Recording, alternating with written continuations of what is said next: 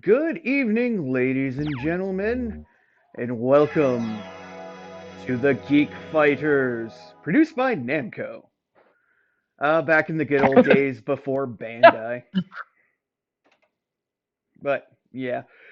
Anyways, welcome to the wild world of Ace Combat 3. Though this is a bit interesting, because this is the Japanese version, which is markedly different than the one they shipped internationally, and I'll just let the opening anime cinematic play out, as it just kind of introduces us to a few characters, as well as some badass planes.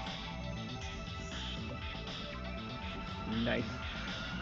Uh, anyways, Who the hell unsurprisingly. are we? Anyways, who the hell are we? Well, I'm Metal Blue Eyes, your esteemed host for this wild ride. And joining me as always is the big bad boy himself, Fighter Cows. Yeah, 7 hours yesterday. Yeah, man, our boy was on the Tekken grind yesterday. I got to tell you that. And of course, double RPG. And I joined in for about, I would say, half of that Tekken grind, or most of that Tekken grind, and all I can say is that just shows Yeah, how It was tired it I was it am. was Still, long. yeah, mm-hmm. definitely. I Oh, don't drink a monster often, but I have one today because of that. oh yeah, but anyways, it is a nice Saturday as we look at all this awesome CG opening movie, which is not terribly representative of the rest of the game, but hey, whatever. It helps set the Who did stage. who did the anime opening? Yeah, it Uh, looks like It, Macross Plus. I'm not 100% on that. So, either way, it is very lovely and gives us a bit of a look at some of the more funkier designs, because that's one thing Ace Combat's known for, is its original customs, essentially. And this game's even more out there, since this is technically the last game in the timeline of the series. So this is gonna be interesting. What's with a lot of games having the third game being the furthest down the timeline? I am not 100%. But we will go on they normal. You want to say they the can't really year? think of they can't really think of Oh, anything story wise to take place after that immediately right away. mm-hmm. Street Fighter did it. Groove on Fight did it. Samurai DMC did the Showdown. opposite. Samurai. Yep. DMC did the opposite though. Devil May Cry. The Mm-hmm. third was the earliest. Mm-hmm. Was funnily enough, but yeah. All Watch right. out! Hey, and LPH So and Bad Gamer. How's it going? okay, as we get Same for started Metal Gear. here, we get to take a piece because okay, so the year is 2040, and we are on the world of Strange Real, which is essentially Earth but with the continents rearranged in all different land masses. And this game centers on the Intercorporate War, which is essentially a war between two megacorps on a continent on the world called Yuja, which is home to a number of independent nations. But by this point in the timeline, essentially those corporations had essentially become more powerful than countries. So they essentially get into a bit of a tiff. And we're essentially seeing some like news broadcasts and commercials from these these corporate controlled outlets. Like here is General Broadcasting Service. You said the place is strange real. What's so strange about being real? Well, it's called that because the It's world. just a joke. I know, but it's also funny because there are Nobody some wants to very explain. there's some very Okay. obvious recognizable land masses. They're just like in different places and all different. So it's both Yeah. strange and real. That's why it's called Strange Real. Oh, Star Child is Oh. right. Star Child has a good eye. Because earlier it looks like Production IG, and it indeed that's Production IG doing the anime cutscenes. Okay. Oh, Okay. okay. Now we Yeah, get Star to Child said, yeah, yep. now we get to hear a news report on Rina Hirose. I guess you could say the heroine of the show, who is afflicted with Silverstone disease, which basically means if she ever goes outside, she'll die because sunlight is Oh, the no, Aw. But she also had a desire to become a fighter pilot, so she has a specially equipped dart suit that she wears whenever she has to go outside. And now we go over to the other corporation. This is Newcom controlled media. Oh, it's Iron Mouse. I get it. Yeah. Essentially, the best way to put it is the electrosphere is essentially the internet as was envisioned in like the mid to late 90s. As in like an actual tangible reality that you can go into by like directly jacking it into your brain.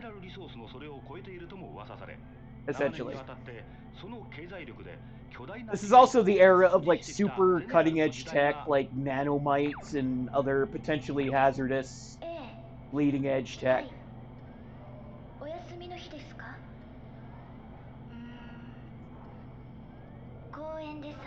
And I'd also like to point out that all this animated cutscenes and news broadcasts and everything, were all cut out of the American version because the story was butchered to the point that it was essentially completely different. Because for whatever reason, they removed all of these interludes and everything, and all the story is just walls of text thrown at you. So it's pretty much like Ace Combat 3 is the equivalent of Rival Turf. Yeah, I guess. Yeah, because internationally was like a hack job of a port essentially, because they removed what a lot of people like about this is because of the story and the presentation. Right. I mean, Like for example, Rada's giving us this thing here is she wishes she had wings though she can't fly. Oh, and here's one of our wingmates, Eric. well, LPH, remember, you got to remember, a lot of the early games, like in the PS1's library, they didn't use English dubs. They still stuck with the original OG Japanese dub. Yeah. Okay, so this is another good thing because this is going to be common exposition. Is your teammates frequently leaving messages for you because you never seem to be like at your computer or in your quarters? It's just a frequent thing. Mainly because Ace Combats always have silent protagonists. So, essentially, like, the other characters have to do all the exposition for you. It's like with the beginning of MGS4, how you're just seeing a bunch of commercials before you start the gameplay. It's kind of like that with this going on right here. So it's kind of laid back in a way. I mean, in a nice way Breaking too. news. The Faith Park region. Breaking news, okay? The corps are going to war. Newcom and General Resources are going to war over the neutral city, over the neutral Expo City. Did you know this crap about Ace Combat? What? That's crazy. So, because this is the furthest game in the timeline, this is in the same timeline. They somehow made it work. Because it's the furthest in Ace Combat, it's the first in the Galaga series. Yeah, technically they've made references to Galaga and vice versa. It's called the United Space Force Galaxy Saga or something like that. Yeah, technically Ace Combat is canon to that timeline. Okay, so that is deep. Yeah. Okay, now we get the mission. No, you just sold me on Ace Combat 7 if I ever get money. Yeah, okay, so essentially bombers are coming in. We're supposed to take out the bomber. We're supposed to take out the trouble ones, essentially, the ones that look like stingrays. And of course, if you take out the others, you get extra points and money and etc. But okay, so we're a member of the International Peacekeeping Union who has to go protect Expo City. And right now we have our choice of two fighters, the fictional Eurofighter Typhoon 2, which is just a Eurofighter Typhoon with extra shit added on, or the MiG-31 Fulcrum Super S, which, again, is also a fictional variant, and The difference is the Eurofighter Typhoon always sucks balls in these games. And I hit the wrong button. Oops. Okay. There we go. And of course, you can choose your loadouts. This one, we can only use Vulcans and regular missiles. Okay. Let's jack in, because this is also another part where I have to show off another part of the lore, so... Okay. So... Okay, we are commencing attack. Okay, so the best way to put it is essentially you can play this either third person, more arcadey style, or first person, more kind of simulator style. So, you know, you can kind of do it either way. And there's basic other ones like accelerate, decelerate, are like R1 and L1, and then you have your actual flaps, which are the R2, L2, which help you turn and everything. Right.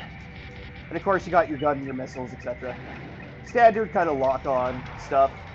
If anybody out there's played stuff like Rogue Squadron or anything, it's going to be pretty similar to that, essentially.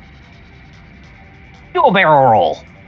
Barrel roll. Ah, that's an aileron roll, but hey, whatever.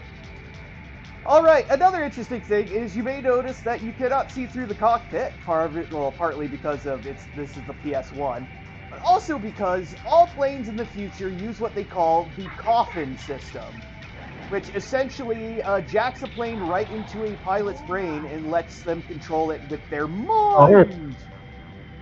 IBO style, huh? Yeah, essentially. Which also helps with a twist or two later, but we'll see. Or Okay. Macross Plus style if you Gold Yeah. Goa's plane. Oh yeah. All What's right. the big But idea, IBO, Fox? yeah. Okay, we got a couple more to take out that are just up here. Fiona's up there, tried her best, but she's in a Eurofighter. Fiona, friend. Oh no. All right, we just got to get in range, try to get behind this asshole, and shove some missiles up his ass. Kaboom! Yeah, he star shot even got us. Yeah, the YF-21. Yep. And plus, Gold Goa's plane was also piloted like that. It was, yeah. Come on! Oh god damn it! I was too wide, wasn't I? Ah, damn it! And I'm too close, so I'm gonna have to swing around. Obviously, like I said, it controls pretty well. The left stick is what you typically expect. Right stick is looking around, so you can actually look to the sides, or if you click down, directly behind you. Oh, this has DualShock support, huh? Yeah, it does. This is DualShock, so Cool. which is good because the first two games did not have DualShock support. Yeah, Okay, yeah, they were too early for that. Okay, the first game didn't. The second one, okay, and here's another thing where I need to get myself straight, because technically Ace Combat is based on an arcade game called Air Combat, which got a sequel called Air Combat 22. But when they brought the series to the consoles, they decided to call it Ace Combat. We got some more targets coming in. But well, to answer the question. Yeah. Oh yeah. I would say the Sky Crawlers, Innocent Aces. If he says so. What anime have based on plane fighting? Literally made by Project Aces, who are the developers that exclusively work on the Ace Combat series. Oh, there you go. That's the closest thing to an Ace Combat anime we got then.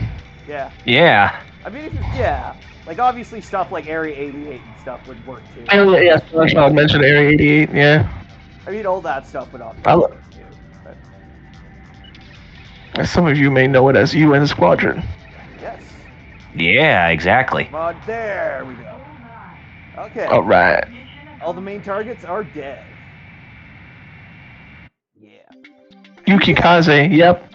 Yep. Yeah. And you can just sit back and enjoy some nice replays if you want.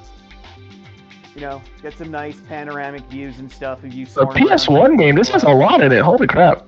It really does. And of course, you can do multiple camera angles, multiple views. And for some reason, they have like a rear-facing view, even when you're doing like the cinematic replay stuff. Oh, and I forgot, you could actually put a filter over it. That's cool. Man, this is a lot for PS1. Holy crap. Yeah, okay. Well, that's enough of that. So LPA said he wished we got a Star Fox anime. Operation success, ladies and gentlemen. Excellent work. It's time to go How into about you, the Kyle? Astrosphere. Do what? LPA said he wished we got a Star Fox anime. The only thing closest we got to a Star Fox anime was on YouTube. It was a 12 to 20 minute short for Star Fox Zero. Yeah, It's it was, like, wasn't it? Yeah. mm-hmm. But yeah, I mean, since Nintendo does have a movie and like TV show division, it's like that. I see that not being an impossibility in the future. You know, a lot of people say they want either a live action or a Legend of Zelda anime. So there's potential. See, we managed to impress Reina somehow with our ass basic flying, but hey, whatever. All right, now the magical save your progress, which is always great. Especially because it doesn't actually work unless you press the start button. Oh boy. Once again, into the Electroverse. ニューコムと UPO 間の対話に対してゼネラルリソース側からの反発が混乱の火種となることを危惧する声も多いようですが Oh yeah, we get to watch two talking heads bitch and debate about the corporate war. Dr. Trooper style. Yeah, and it's Personally, I think. and it's basically the propaganda media unit of one of the corps doing it too. So that's literally Starship Troopers. So I think a bug, the idea of a bug that thinks it's offensive. Hey Jerry, check your AkariCast Gmail. Oh boy. Uh-oh. No, it's a good thing. Trust me. Okay. Oh wow. Time for a commercial break. Well, thank you. You're welcome. Yeah, you remember that Humble Bundle has their winter sale going on. Oh no, I forgot about that. Yeah. So Ace Combat 7 Skies Unknown was basically like $9.59. Yeah. So, and you're welcome. If you can get the Maverick bundle too, that's great. Oh, the Top Gun Maverick. Yeah. It essentially adds some blades from the movie and like emblems and such. I will put out that there is a search engine in here that lets you look up various like information about the world. Like here's just a thing about the fan translation because obviously this is a fan translation. Surprise! It's like, hey, you want to learn about general resources? Well, here you go. With the advancement of capitalism, the economic marketplace was globalized. Yeah, basically just talking about the megacorp. I wonder how many people at Namco who worked on Ace Combat actually worked on Star Fox Assault on the GameCube. I'm not sure. That's an interesting thought. So there's Newcom, there's the UPEO, who you work for, who's essentially a peacekeeping organization in territory of Yuja. Then there's stuff like the I just missed it. Okay, there we go. Yeah, like the group you're part of now, South. For the people who are linked or connected to machines, the act of connecting a human brain to a computer through neural linking allows one to directly interface and manipulate the system. The Electrosphere, the Data Swallow, Peekaboo. Starchild says, I forgot, I have an Air Force type anime called 801 TTS Airbats. It's a good show. Oh yeah, it's a classical one, yep. From like the 90s, I think? Okay, now we're going up to the Waiapolo Mountains to take down some radars because Newcom's been fucking with General Resources Airways. And we gotta stay neutral, so that means that we have to go blow shit up. So, and needless to say, we'll be flying the... I always hit the wrong button. Okay. Yeah, we'll be flying the... You said blow shit up. I was gonna say the American way. Just like the American way. We blow shit up. Yes. Episode 2, Bravado. I thought you were gonna say the Clone Wars. Have a look at these flaps. Woo! Okay. I keep on forgetting. They don't do The it fighter jet's got personality with those bendable flaps. Kinda. Alright, take out. Pull up, pull up. Yeah, because spoilers, if you run into the ground, you die. Well, that makes sense. Ah! That What is checks out. this? Ah, damn it. Microsoft Flight Simulator? Like I almost did right there. Ah. Oh, crap. Oh. Oh, man. There you go. Yeah, I got it. Yeah, just focus on the gameplay, Metal. Okay. Okay. I just gotta boost over here and pick up some boys. I thought about, for the PS1, these are some pretty nice looking blade models too, I do admit. Some nice, yeah, for nice striking livery, so yeah. For an early 3D game, yeah, this is this was 99, quite an achievement, if I remember right. Mm-hmm. Yeah.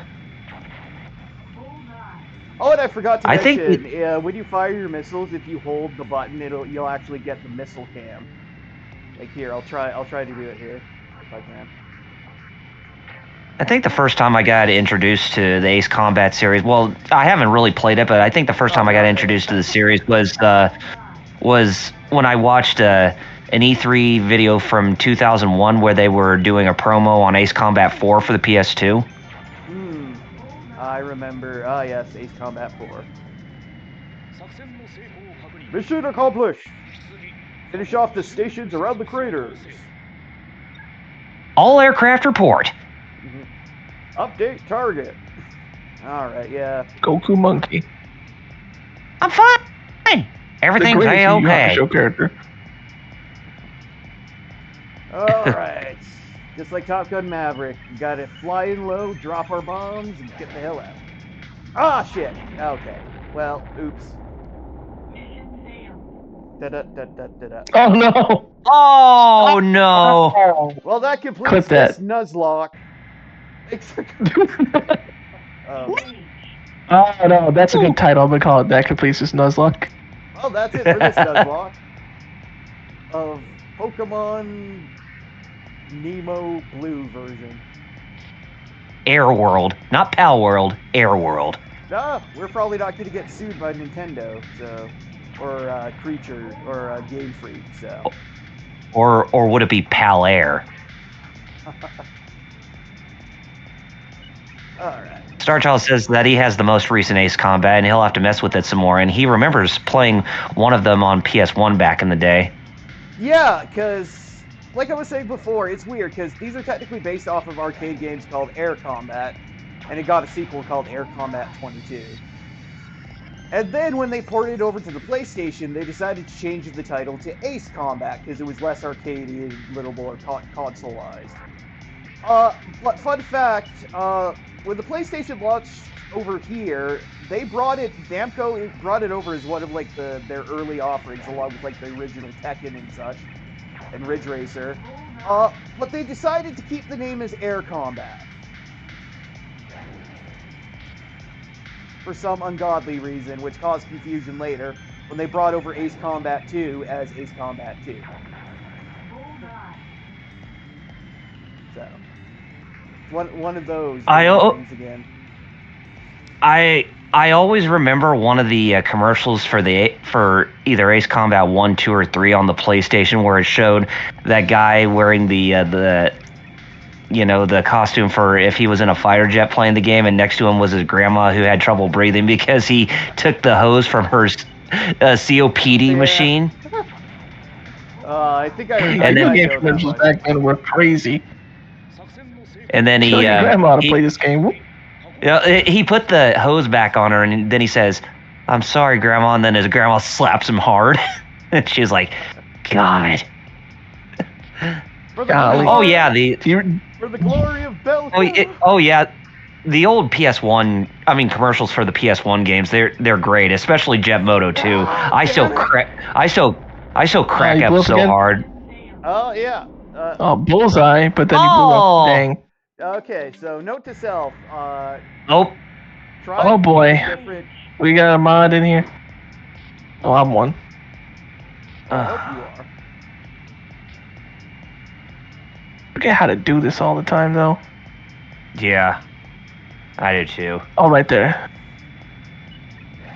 Sorry. Bots. But anyway, as I was saying, Jet Moto 2's PS1 commercial I always found to be the best. That old lady trying to play the game, but she doesn't even know how to use the gas on that guy's air ATV or whatever it is. Then he comes to the TV screen and he's like, "Hey, lady, come on, hit the gas! You're killing me out here!" Yeah. Do you remember the Bloody Roar commercials? Oh God, I need to watch those again. They were crazy because they were like just like, oh, you know, the animal inside, and like bloody, like they made it seem like it was like Mortal Kombat or something. Mm-hmm. I was like, no, it wasn't that violent. No, not really. Just people that turn into animals beating on each other. Yeah, the commercials though, they made it seem like you're playing the next Mortal Kombat. You get to rip people's hearts out. The commercials like, for no. Spyro the Dragon were pretty goated. Because they had the guy in the sheep costume with the animatronic head of a sheep. Toasty, that's what they called him. Toasty. He was so pissed. He was so pissed off that Spyro breathed fire on him and it left his life in a deranged state. Oh, I remember those. Yeah, Spyro was a psychopath. Yeah, I remember those. Yeah. For some reason. And then there was that one that had the sheep, but instead they also had a Doberman inside of a mall for a security guard. It ran after the guy in the sheep costume. He's like, Yeah, okay, I I'll shut remember you those. up. Oh God. You know what? You remember Crash Bandicoot going to Nintendo with a megaphone and telling them they suck? Yes, yes. I do. Oh, hey, I see you there, plumber boy, hiding behind those walls right there. Ah, shit! I almost died. Okay. What would you say the best year for PlayStation was? Because for me, it always has to be '98. That was pretty goated. It's most people would unequivocally say 98, and yeah, no, I like 97 a lot, but 98 technically is when has a lot more going for it. You remember the commercial for the first Metal Gear Solid? This random like Green Beret was just doing all those weird exercises, and even have one of those insert the shape into the into its proper apparatus or whatever, because he has to think strategically when going into enemy territory. You must think strategically. Okay, we only got one target left. I just gotta cover out from a safe altitude and take it out. Incoming enemy from the rear. Drop altitude. Yeah. Okay. Here we go. There we go. Well, you playing a game with dogfighting mechanics that there's going to be Star Fox references abound. Of course. Well, from bang, you. Bang. All right. Come on. Boom. Bullseye. I played Star Fox, but I just don't. I am not inclined to keep to. Oh, hey, it's cool. What I will say is, you got to make enough money, Shin Kazama, to pay to get out of the contractor and see your girlfriend that you're gonna abandon anyways. Yep. That part made no sense to me. And I really like Area 88, but that part made no sense. But if you want a basic Star Fox reference, all I can just say is ba-dab-a-dab-a-dab-dab. My dad always loved Good Luck. Good luck. He loved that. Good luck. Oh yeah, so iconic of a. Airway has now been secured. My dad was a bigger Star Fox fan than I am. Did you believe that, Kyle, when he was alive? Oh really? Yeah. He actually really liked Star Fox. How much did he play the original? Funny because a lot. Super Nintendo one, a lot. Mm-hmm. Oh man. I need to check out that patch for that actually that stabilizes the frame rate for the original Star Fox more, because I heard it fixes that frame rate issue since runs pretty slow on Super Uh-oh. Nintendo. I think I've seen that. Oh yeah, There's now no we Very way got that's impressed Daisy. too. This afternoon, yeah, we know. Okay, it's Parkinson's. Going more in Oh depth yeah, about Parkinson. some of those Super Nintendo games with the Super Effects chip were pretty ambitious, like They Star were. Fox, Stunt Race Effects, which is known as Wild Tracks in Japan. Fast and Furious is called Wild Speed. Ah, now we get to learn about this asshole, Abyssal Dyson, which the entire game revolves around. Breaking His name is news! Abyssal for crying out loud. His name Only is a villain would be named that. Abyssal Dijon or Dison. I'm not sure how it's supposed to be pronounced exactly, but so he's this super ace pilot for General Resources, essentially. So. Abyssal. Marshall said he actually played the original Star Fox a lot. Oh my God! It's Iceman. I mean, physically, yeah, he kind of looks like it. Basically saying he's a bit older, but he can still pull off like some low G shit that would basically be impossible. That should essentially be impossible for humans. And spoilers, it is. Oh boy. Yeah. This one is we're off on a little training exercise with General Resources aces. So get to go along with Deezen in his custom F15 Eagle. Oh yay, we finally have more than shit. Because now we have the FA18 Hornet ADV, and of course the F16 Gyra Falcon. The XFP. Well, I know what an F-16 is, but not a Gyro Falcon. Gyra Falcon, yeah. I know the Tomcat. Yeah. Again, it's another case of just taking existing planes, like adding some shit to them, and changing them just enough. Making them like futuristic variants. This one, you can actually choose normal Vulcans or the heavy machine gun, which is kind of cool. Heavy machine gun? Heavy machine gun. All right, let's go. Connected. Thank you. Enter DC. Ah, damn it! Right up his asshole. Golly. Now then, you EPO Greenhorn. You glitched through him. Yeah, well, it's because he's a friendly, so yeah. Oh, I know. Basically, there's no collision detection for friendlies, so. Okay, it's funny because this one is kind of training us. Okay, do some maneuvers, but it's also training you for later when you have to make a decision. It's like you either like fly with somebody to join them, or you like turn away from them to not, or shoot them down. It depends. But right now we just need to keep pace with this asshole.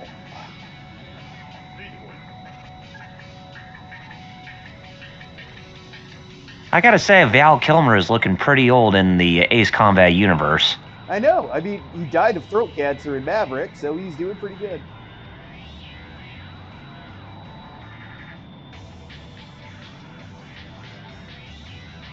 Come on. There he is. Okay, there. Oh, god damn it. I wonder how many people, when they make mention of Iceman and Top Gun, I wonder how many of those would say, "You mean Bobby Drake?" And we're like, "No." Wrong Iceman. Yeah.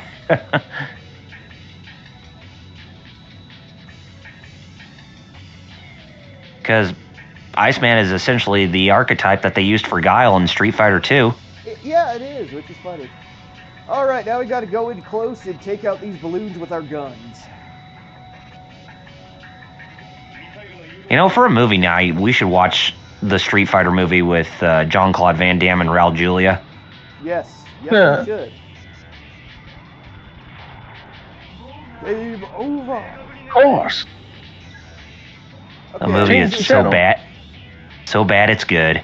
Yeah, I usually get that in one pass, but okay, let's try again. You know, when you let's play, all of a sudden you become worse. God damn it! Yeah, I am for some reason. Nobody knows that It- better than me. I mean, my goodness, Yeah, it's Let's Play Curse, ladies and gentlemen. All right, there we go. me all the time. Doesn't help that these damn decoys are also moving.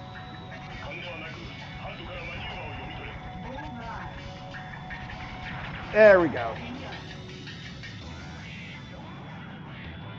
I gotta boost up and take out some, I guess, wooden towers out in the middle of the Amazon or some shit. I don't know, wherever we are. Use the boost to get through. Use the boost to chase! Woo! You know, there's a song you may like, Kyle. It's called Born Slippy. Actually, I think I know what you're talking about. Do you? Well, just the name of the song, but I haven't even heard the whole song. Cause I was gonna say cause my it's EDM. It's usually it's my, but it's an old one, so maybe you have heard it. But anyway, it's called Born Slippy. You know, just like just. It's okay to plagiarize when doing shit. Careful, or else we'll get hit with copyright strikes. Yeah, I know. Oh, emergency orders! Oh, Newcom's Not if dispersing you change with the chemicals clever over the new looks. rainforest. Oh man, not that again. Didn't they learn that job, bro? Yeah, we gotta fly up and destroy the nerve toxins. Damn Newcom. Instead of Run DMC singing It's Tricky, we're singing It's Slippy. It's slippy. Exactly. Born Slippy. That means you're born a loser. I don't know. I forgot how many Come people on, hate keep Slippy. going, baby. Okay, I'm losing speed. I'm losing speed. Come on. Come on. Okay, there we go. Yep. Yeah, people shit on Slippy, but they don't realize he's actually he's probably like the most useful of the members of Star Fox. Well, yeah, he's the engineer, isn't he? Yeah. So yeah, of course he is. Even That'd though be another. most people think he's just. That'd be another series I would. You know, that'd be another series I would like to do for the Geek Fighters is Star Fox Adventures. That would be an interesting sojourn. That GameCube game known as Dinosaur Planet. Yeah. I like that game. You got it. I know it gets shit on by a lot of people, but honestly, it's got Rare's quality when it comes to their development methods and design. And it's like I give it I give it a good pass. We have thwarted Newcom's pollution attempt. That just sounds kind of funny. Oh man, they're trying to pollute the water supply. Oh. Newcom's got a gassy ass of a business.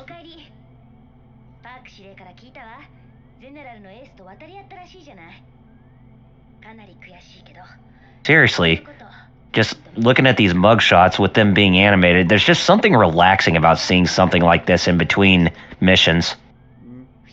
Well, like I said, it's been interesting because most of the thing is either through, like, most of the exposition is either through like these news broadcasts, these like voicemails from your flight mates to you, or occasionally them directly calling you. So yeah, it's a bit different, especially because again, all Ace Combats have silent protagonists, essentially. So Voice of silent alarm activated. you think of that? Oh yeah. Silent alarm activated. Wouldn't that hurt dogs' ears? Because they're like silent whistles. No. I'm just kidding. I'll show you. I was just being facetious. Oh Saying yeah. that word. Yeah, Newcom, decided, hey, let's build a giant floating city and also arm the fuck out of it. So yeah, you could probably see how that was gonna go. We've got this giant moving floating city that also has a bunch of guns on it. Oh.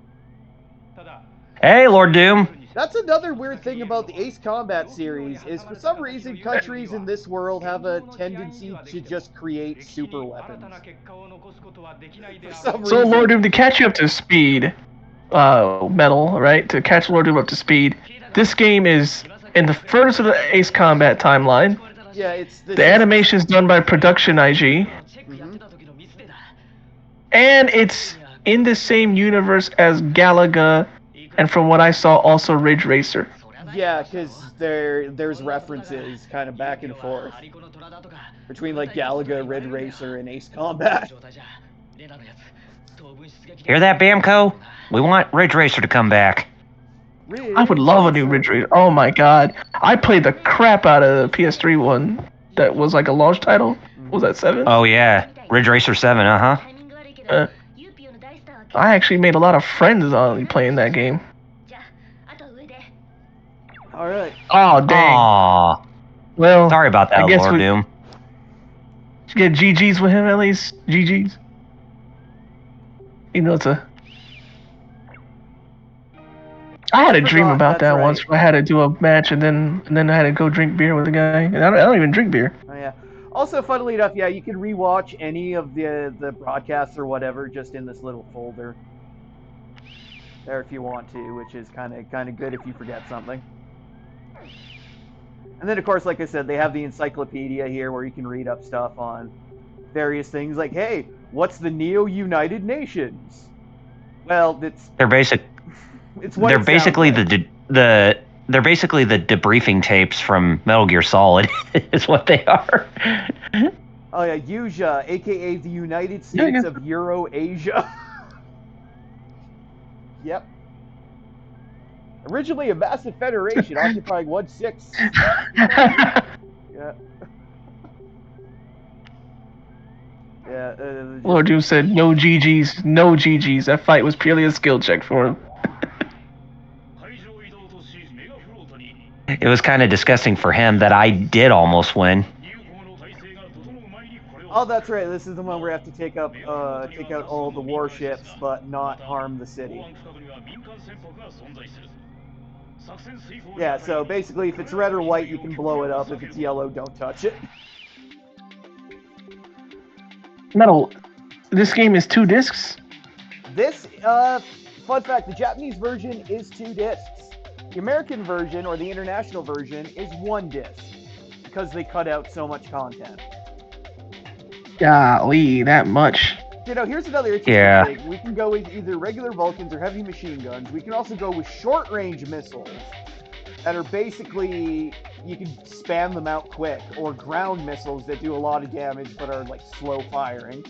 And I don't think you can target airborne stuff with that. Go with short range missiles, I guess. Target, or maybe it's supposed to be Target. Target, exactly. Paper Tiger. Oi. Let's go! Reminds me an awful lot of Oh, that that's movie right. Paper Moon. This is one of those decision branches during this mission. It'll determine one of your things. Because fun fact, yeah, because this game isn't terribly long. Like we would probably finish it in like 2 to 3 Saturdays. We're probably gonna. Yeah, we're going to be doing a little different. We're going to be doing a true ending run, which basically involves getting all 5 of the normal endings when you then get the 6th true ending. So essentially, we'll be playing through to get all 5 endings. So, Wow. which as a result, we'll be doing some missions more than once. But, it happens. These old games were. Yeah, they were basically. Completionist in every sense of the word. Oh, yeah. Come on. Come on. There you go.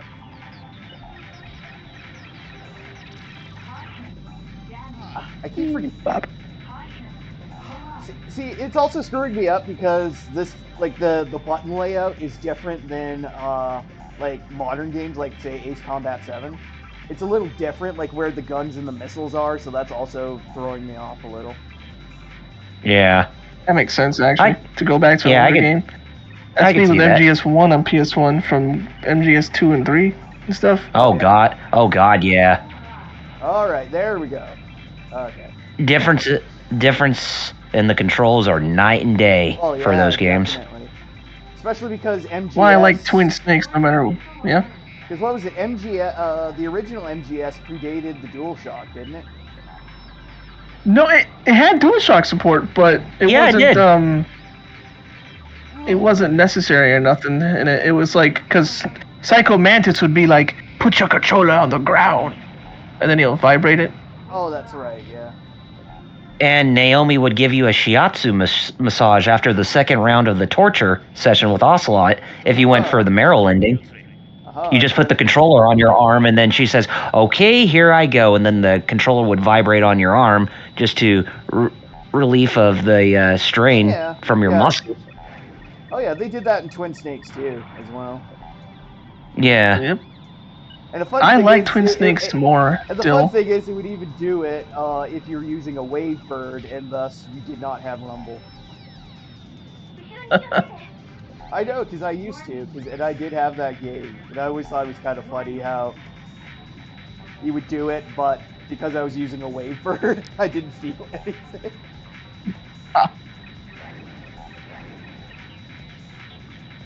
Two But F-16s yeah, just no. off from Galena, and they're headed your way. The terrorist radar should have already picked them up. Yeah, and then our boy Liquid somehow manages to shoot down two F-16s with a Hind gunship, which is kind of a feat. Somehow. If It is, yep. somehow Oh manages, yeah. which is quite the feat. So I guess I he like for them to wasn't a make a clone of the spin-off game where boss he for nothing. I like for them to make a spin-off game where he actually uses the Hind D helicopter as his vehicle of choice, and he actually shoots down F-16s. It's like, oh, so that's how he actually shoots them down in the original Metal Gear Solid. You know, that would be that would be perfect for like a like an animation in a gotcha game or something. Like that's just his attack is just like jumping off screen, showing up in the Hind, and just I don't know, blasting you with missiles or something. Yeah, he's too high up. Brother. Hey, Hey, Muteki. Muteki. Yo, yo. It's not over, not yet. Well, what is that 7 parachute hours, doing yes. there? Do you think it's a trap? Maybe. Or a message. To me. Meaning I'm not dead, I suppose. Probably. But it's more like I'll string you up. That was cheesy as shit. Oh, hey. Kabam! There we go. I'm the guy who prefers more camp than realistic seriousness. Oh, no, I totally got you. You mean All right. Resident Evil? Hell yeah, that.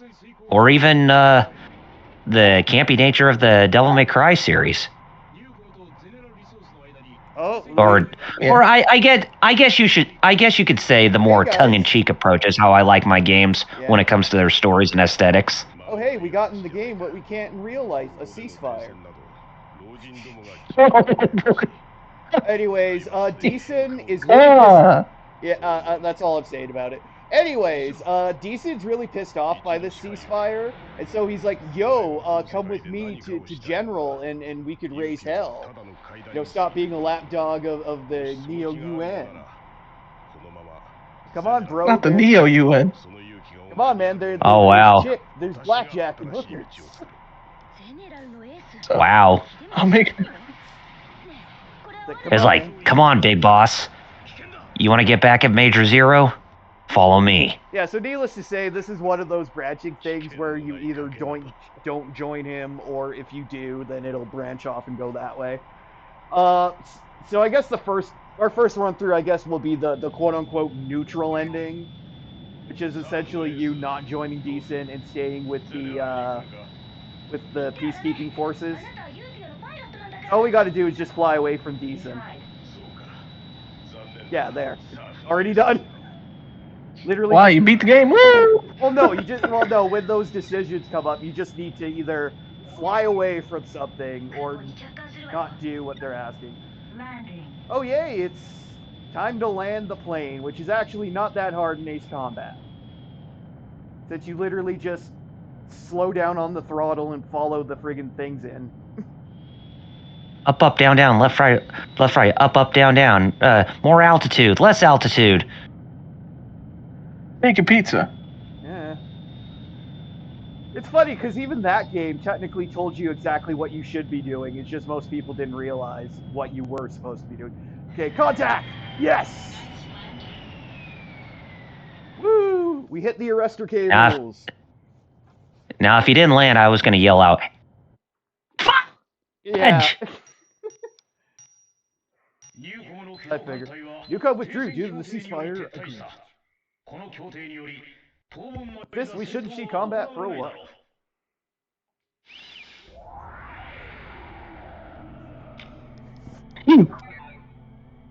Or I kind of wish that this game had I wish this game had Power Glove support, so that way you could try to land the plane that way. Yeah, that'd be interesting. Okay, this is just a news article about the ceasefire with Delegate Clarkson being the one who brokered it. Ellie Clarkson's dead.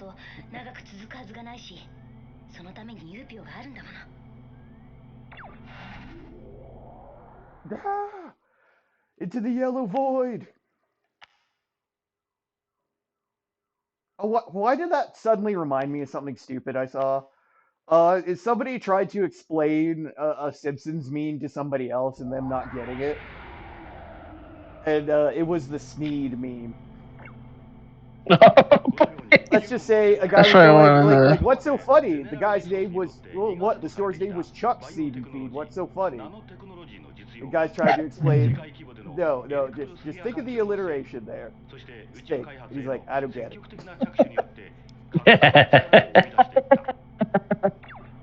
Oh yeah, that's another important thing to note is that Newcom's really into space exploration, which totally won't be a plot point later.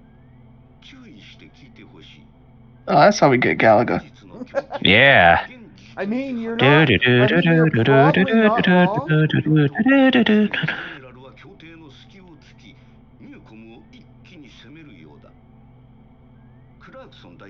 I wonder if Tekken 8's ending with them being in space too and Galaga being an opening minigame for it. I was like, no, Tekken as well. Throw it in there. Like, oh boy.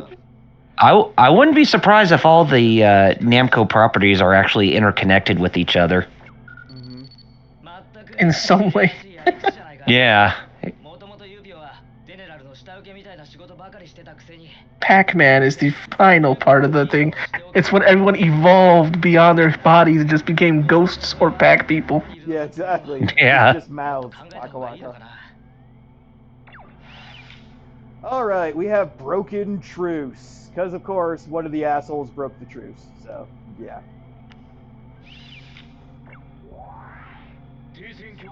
Despite the ceasefire agreement. Okay, this is a funny one, because, as you'll see it a bit later, if you join with Deezen, you actually fight on the other side of this mission.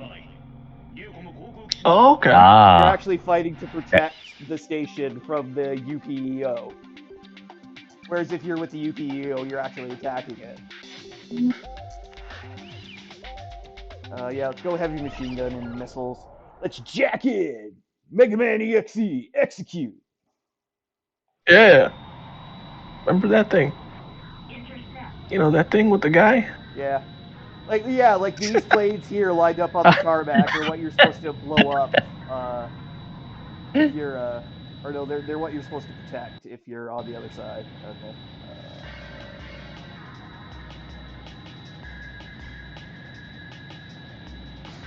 It's raining. It is. Okay, come on. Come on, X. Come on. Well, I got a hit on him at least, but not enough to kill him. I like it when 3D games have rain in their environments. They tend to look very nice. Although in this case, it's more like the snow style of just rushing past you. But yeah, I know what you mean. Going back to Metal Gear, remember the tanker chapter in Metal Gear Solid 2? Yeah, of course. God, the rain during that chapter was beautiful. It really was. That Kojimbo and those boys at Kojima Pro sure knew their water. So we have a Kojimbo. Who's a Kokurni? I don't know if Would I that have an be- answer to that. Would that be Yoji Shinkawa? Chikawa? Yeah, maybe. Because he's produced some pretty nice looking shit. Like, not just obviously the titular Metal Gears, but he also did, was it the orbital frames from Zone of the Enders? Yeah. And they're, And also funny to think, cockpits. and also funny to think that the Metal Gear series is actually connected to Snatcher. It is, weirdly enough, however that works. Yeah. Because if you thought that Metal Gear Mark II was originated in Metal Gear Solid 4, no. No, it's actually a reference to Kojimbo's Snatcher. Yeah. Meryl Silverberg was in Snatcher.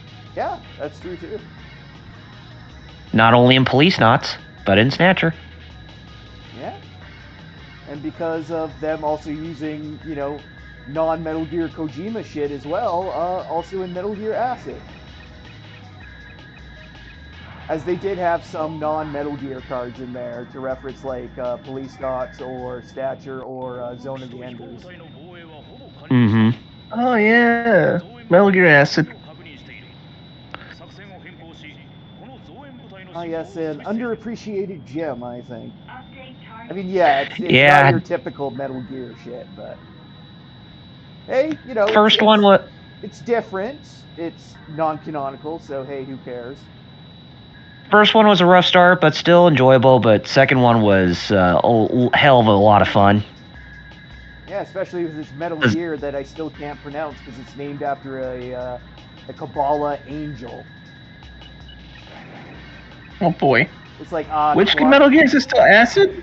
Acid 2. Acid 2. It's like Let me see this. Abalesh, or again, I don't know. I'm not Let too good me with like biblical angel names, so especially if it's like Metal Gear. Hebrew. So I'll look this up. all right. Metal Gear Acid 2. Woo. Where's the good old days when your Metal Gears were just put on a missile and fired into the atmosphere like Raxa? Right. Or, we're just giant railgun firing mofos like Gander. Yeah, it's like a Chayat Ha Kadesh. Yeah, I get. I have Wait, no let me- idea how to pronounce that. Show me a cow. Here, I'll put it in the Geek Fighters chat. Mm-hmm. That's another wild thing. Non-canonical Metal Gears. There you go. Like Gander from the Game Boy Color game, which is also very underappreciated. Mainly because, mostly because it plays more like the original Metal Gear and not like Metal Gear Solid. But I wonder why it was called that. Child Hot Kodesh. I have no idea. Random. I mean, it's not like Raxa, as Metal was talking about. Raxa or Gander from Ghost Babel. Okay, so it's literally just like that's a rank of angel, and then the Ha Kodesh means holy. So. Weird. Yeah, yes, that Metal. Oh shit! That bad gamer. That Metal Gear in Metal Gear Acid 2, I would say that one had the most unique design out of all the Metal Gears in the series. That one to me was actually. So interestingly, you're right though. We're now seeing this security camera footage showing that someone's mocked up a fake UPEO plane for some reason. Sahelanthropus, as Starchild says. I agree with you that the Acid one's more unique. I just like that one too because that one looks like a full-on true mech. Mm-hmm. Not just a tank. Right. They said it was supposed to be like a evolution in the Metal You Gear could system. tell this is production IG, because boy, does she look like Kusanagi, just like... Kinda does. Mhm. Actually, yeah. Okay, and now another fun trip down memory lane. Also another hallmark of the Ace Combat series. Flying down a super small, windy canyon without touching the walls or the floor, or else you die. Cool. That's... So yeah, the whole thing is we have to chase this like stealth bomber to its base and then blow it up. So. And also Reina's going to be dumping a bunch of exposition on us here, so. Oh, that's right. I forgot. We also got one of General's funky stick planes called the Delphinius Number 1, or the shit tier double hulled bomber, the Astrozoa. Yeah, needless to say, I'll go with the funky stick plane. Thank you. I don't know why. Maybe because, Toku brain, but I really thought you were going to say the Astro Megazord. Yeah.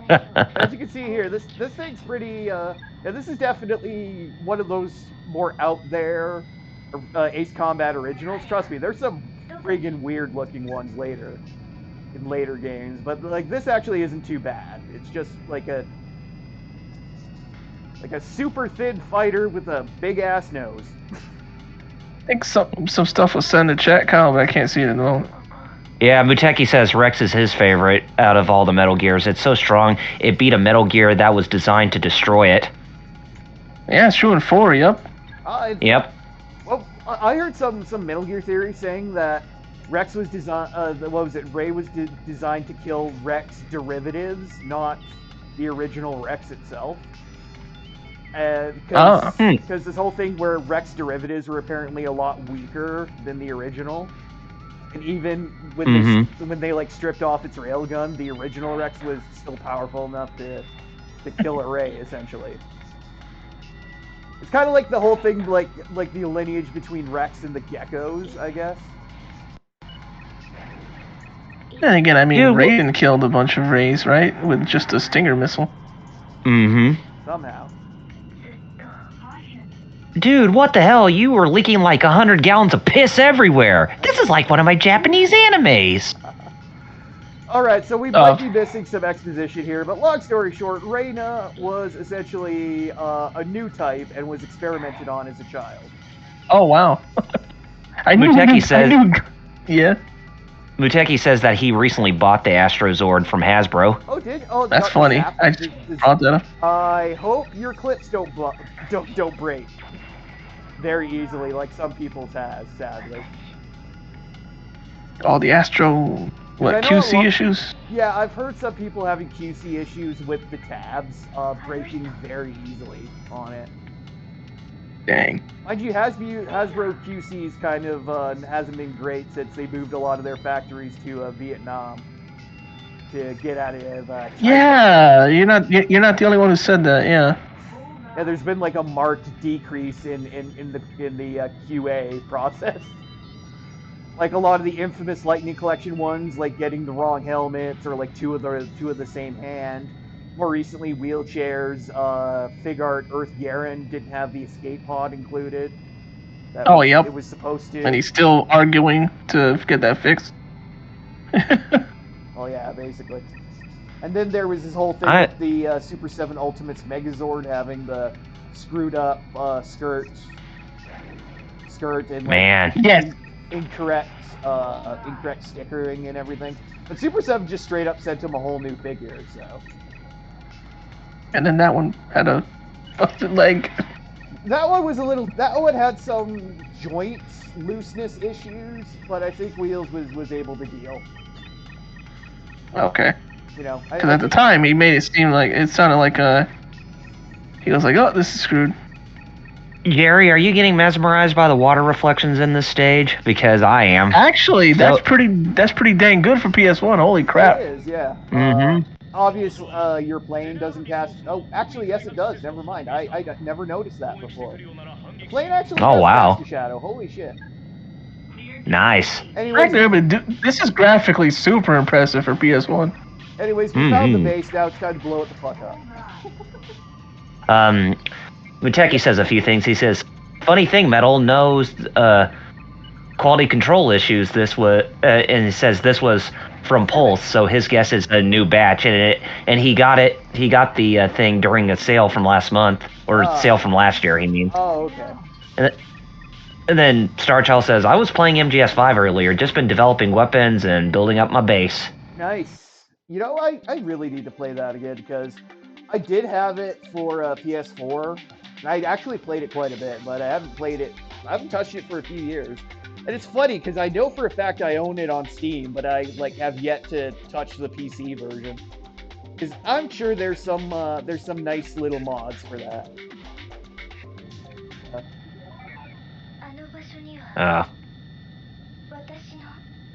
MGS5 is hard for me to get into, I'll be honest. Uh-oh. Oh yeah, Deegan was involved in Reina's testing as a child. So Of course. involving this mythical super weapon called the Night Raven. Ooh. This is Raven's territory. Yeah. Let me wham wazzle. I believe he said that too. And if he didn't, should have.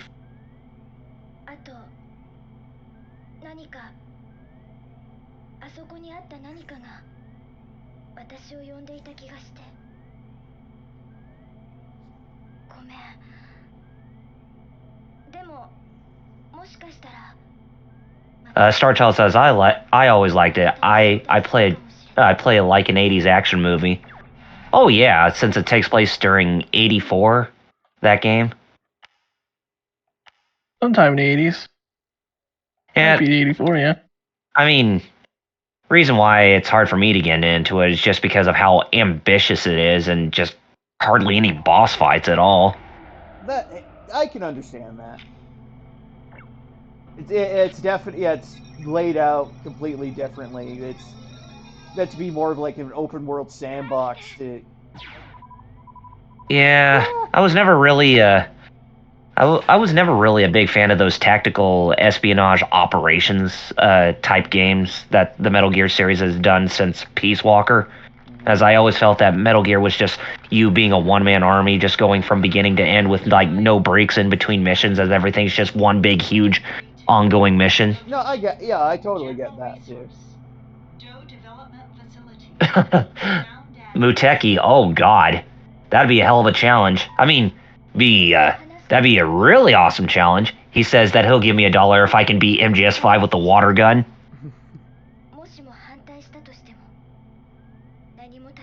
And it's like Metal Gear just predated Power Wash Simulator. In a sense, Just it did. beat everything with the water gun. Now that's a game I really need to try out one of these days. You know, just in the casual sense. Power Wash Simulator. Oh yeah. Kudasai.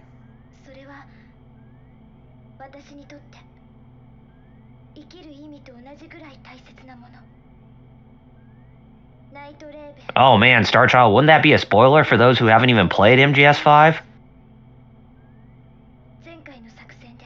Wasn't Volgan MGS3? Yes. Yeah, he was. Mm-hmm. But they brought him back in MGS5 for some reason. Oh, they did. Yeah, I don't remember that. And don't forget, Yeah, they tied him to Psycho Mantis.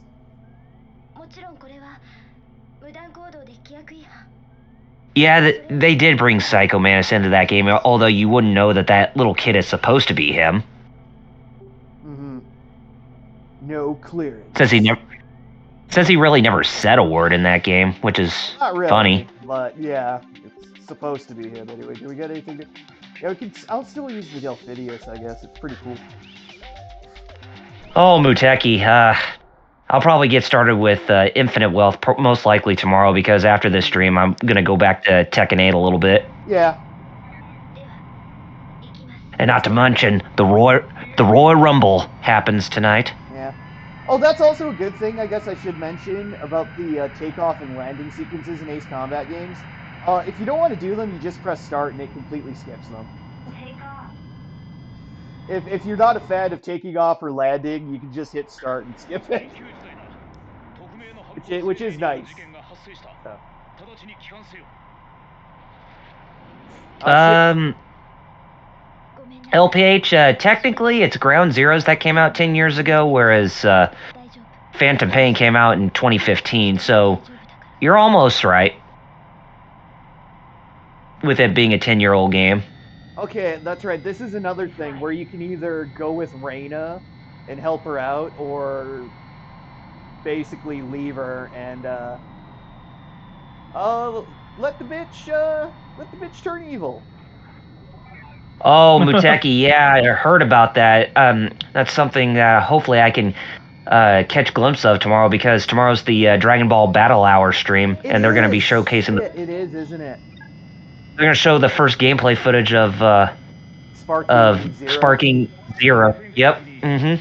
You've got to get used to not calling it, Tenkaichi Budokai anymore. Budokai Tenkaichi. I'm still going Or to call it yeah, Budokai Budokai Tenkaichi Tenkaichi. 4. Yeah. Which is even worse of a name, because it's backwards. It's like the American version. So it's actually called Tournament World, not World Tournament? That's basically what they did for the release of these games. Let's call it Budokai Tenkaichi, but it's Tenkaichi Budokai.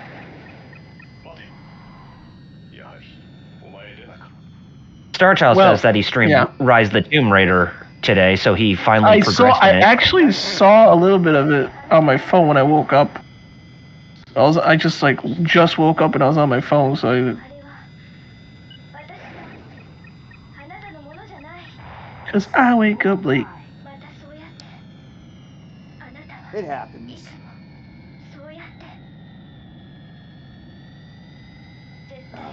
Muteki said he also caught Starchild's stream of Rise of the Tomb Raider. Bullseye. I still need to put in some time and dedication to play through that trilogy. Definitely. Yeah. Oh, and I know. Although I still want to get the remastered trilogy. I was just gonna say that. I know that comes out soon. Like the first three. Yeah. Like 1, 2, and 3 remastered are out soon. Yeah. All right. Hopefully this should take out this Nighthawk. Nope. Ah, god damn it! Friggin' stealth bombers.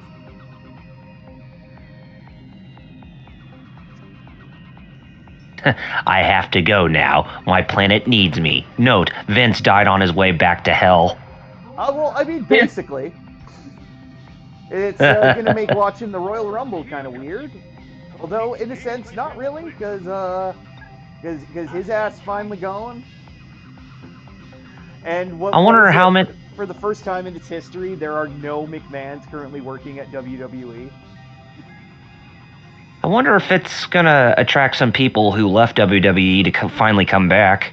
It might, because of this news. I was gonna say, if they left over the whole Vince thing, then yeah, I could probably see that. If I that's saw the reason why Ryback. they stopped watching. Yeah. What about Ryback? Ryback. He put a video. He was like, "I told y'all." And people are like, "You know what, Ryback? I still don't like you, but dang it, I agree." Dang it, you did. He's like, "I told." It's like, dang it, you're right. You're right. Muteki says, "What happened to Triple H? It's like his son-in-law. I mean, well, Trips is on the board. He's not a blood. Yeah. He's on. Yeah, he's still on the board. He's on the board of TKO, but that's about it. Mind you, and now The Rock is so. Oh yes, that's right. I forgot about that. Because he's also on the board now as well. Yeah, I know. Pull up. I know. If smell. Come on, there we go. What cod blob is cooking? Codblop says. Diggity dog. Sacco. Exactly. Ah, friggin' no mercy. Okay, come on. There's a copy of that game over in my GameStop for about $30. WWF No Mercy on N64. That's Oh, no your GameStop sounds retro. nice. Yeah, it finally does. That is nice. If What was I it? if What I was? sell Oh, sorry. I was just trying to remember something. if I sell some of my stuff to GameStop, I might pick it up. The Yeah, N64 cartridge for it. I was gonna say yeah. Because I've been into a couple GameStops up here in Canada that have had retro stuff, and the two Mm-hmm. most expensive things I saw in there, one of them was a like mint. It was like a still like complete in box Neo Geo for about a Oh thousand wow. dollars, or a loose copy of Pokemon Emerald for about 400. What the Damn. heck? What makes them roll that much? Yeah, Emerald and Platinum are very expensive because they're preferred over the other versions. Oh yeah. Like people Mm-hmm. prefer like Emerald over Ruby Sapphire, and people prefer Platinum over Diamond Pearl. Right. But Okay. with Black and White, you had to get two games. Haha. Crazy how I owned those games. Well, I never owned Emerald, but I did own Platinum. Mhm. Like I've never owned Platinum myself. I'm just trying to remember back all the Pokemon games I've owned. I started by winning my copy of Pokemon Blue in a newspaper contest. Uh, Uteki says a loose copy of Emerald will cost you about $140. yeah, I think this was when it was. I think this is when it was worth a lot more, or they were just got their heads up their asses with how much it was. Because I know there have been Yeah, both are reasonable answers. yeah, because I know Pokemon games in general have high resale value, but yeah, Oh yeah, they do. there's obviously certain versions that are more than others that are I know preferred. Heart Gold Soul Silver was for a lot. I used to have that too. Yeah, Heart Gold Soul Silver is, especially if you still have the Pokewalker, which I don't think I do, sadly. But so Man, yeah, if I knew that, blue. I would have kept those games. Okay, what was it? What if I have blue, yellow, silver, crystal, sapphire, heart gold, white two, X, moon, ultra moon, uh, sword, and then I have both Scarlet and Violet because I got the Amazon like dual pack. Speaking of Pokemon, you guys remember that commercial for Gold and Silver with that kid trying to get a gold Game Boy out of a golden goose? Weirdly, yes, I remember seeing that somewhere. Yeah. So weird. I mean, I should say goose that can lay golden eggs, but it could also lay golden Game Boy colors. Oh, But Cillian Sharbus. I remember a long time ago when Screw Attack when they did a clip of the week on that. It was around the time when both Handsome Tom and his wife Liz were a part of the website. You know, before they ended up leaving in March of 2008 due to creative differences with Stuttering Craig. They actually did a clip of the week of that commercial, and their dog, which was a white Labrador Retriever named Ryu. Tom's wife Liz had the Wii because she wanted to copy a Super Smash Brothers Brawl and was telling her dog Super Smash Brothers, Super Smash Brothers. So the next clip, the dog was outside and all of a sudden the dog just took a shit. So no game actually came out of its ass. And uh, when that happened on the screen, there was a big huge text splotch that said fail. Star Child's right. It's true.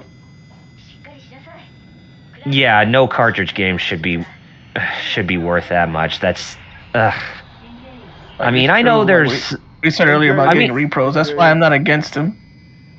As long as they're honest about it. This is why it's marked as a repro. This is why or something. Yeah. this is why it's a good thing that a company like Limited Run Games is out there, because they're actually bringing back some of those old retro games because their Carbon engine can properly emulate games to be playable on new devices like the Nintendo Switch. For example, Felix the Cat is coming back through Nintendo Switch, the NES and the Game Boy game. I was gonna say, yeah, there's that one which is interesting. There's obviously the Rocket Knight Adventures Collection, which is gonna be what is it? The original and then both versions of Sparkster, I believe. Mm-hmm. Both the Genesis and the Super Nintendo versions, since they are a bit different.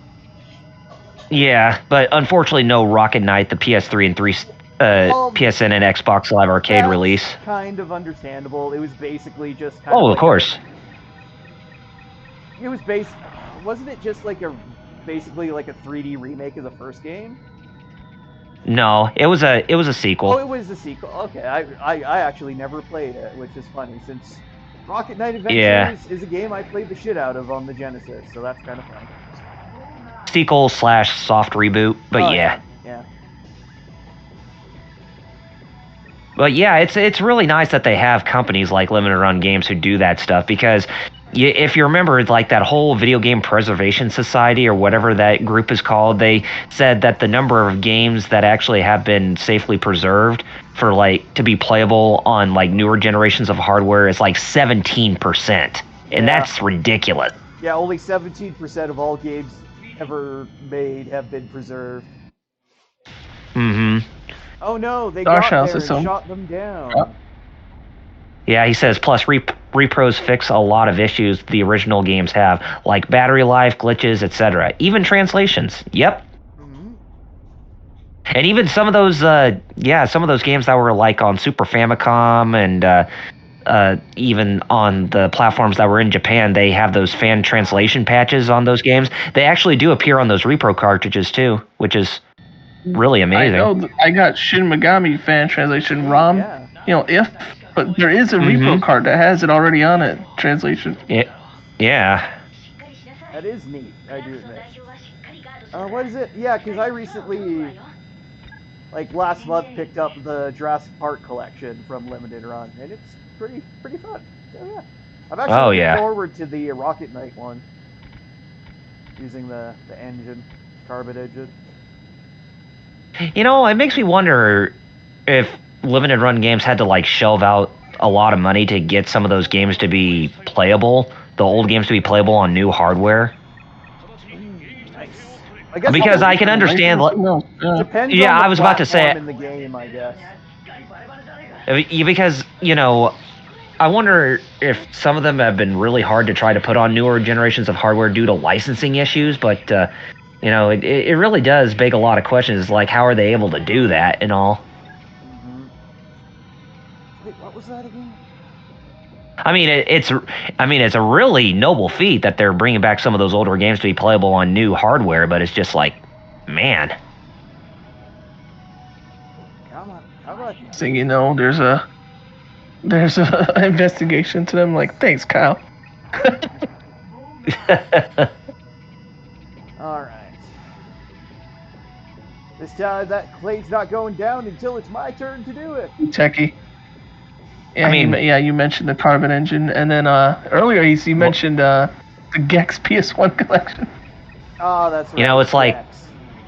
It's like, what if they brought back Lunar 1 and 2 on the PlayStation through Limited Run Games through the Carbon engine? I would shit my pants if that actually happened. But then again, it would make you wonder if they would do, if it would be a new like a new localization, or if they still retain the ones that were done by working designs.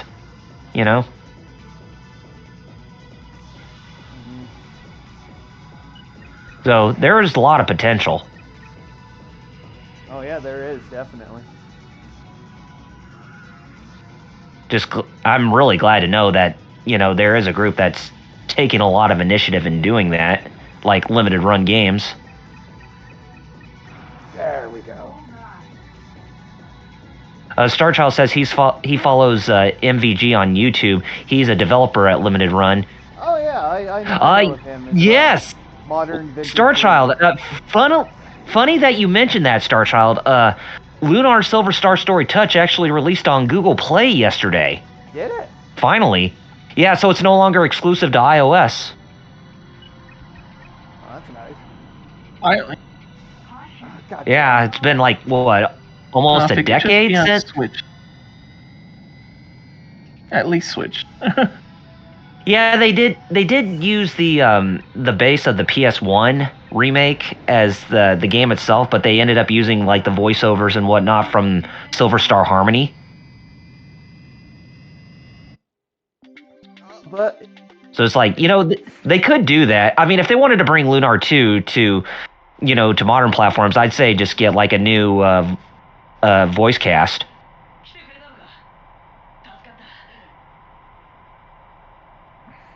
I mean, there's a lot of voice actors today, who I think could fit for those certain characters, which we saw when I was playing Lunar 2. That'd be sweet. okay, now here's one of those decision times. So our commander is ordering us to shoot down the plane we've been protecting because apparently they're spies. Which is also carrying said nice delegate man and our wingmate Fiona. So our choices are now essentially do nothing and Reyna will shoot it down, shoot it down ourselves, or shoot Reyna down. And this will result in I love that. one of three different branches. Actually, I think two of them wind up in the same place anyway.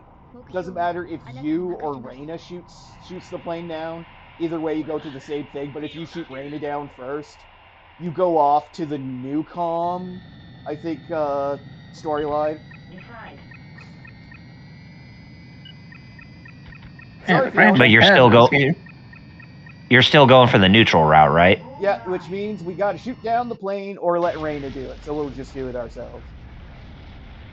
Bullseye. Fiona! Hey man, orders are orders. Go blam. Woo!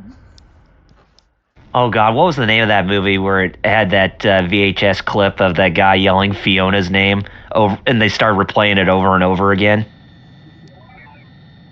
Good question. Was it Van Wilder or was it? Oh God, what was that movie?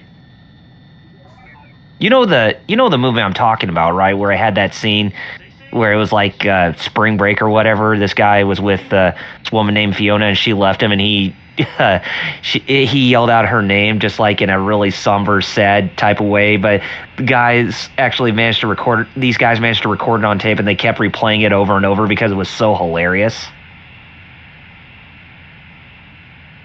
Oh, it might have been Van Wilder. Yeah, that's what I'm thinking too. National Lampoon's Van Wilder. It sounds like it. Come on, come on. There we go. Just stick the goddamn hose in my damn gasousy and give me the goddamn juice.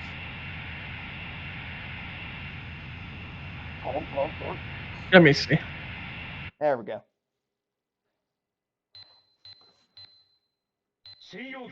Private jet has been confirmed shot down. Oh, it was actually Euro Trip. Oh, it was Euro Trip. Okay. Okay.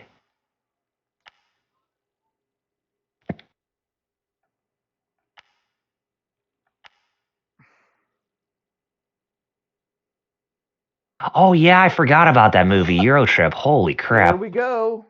Please insert disc 2. Hold this too.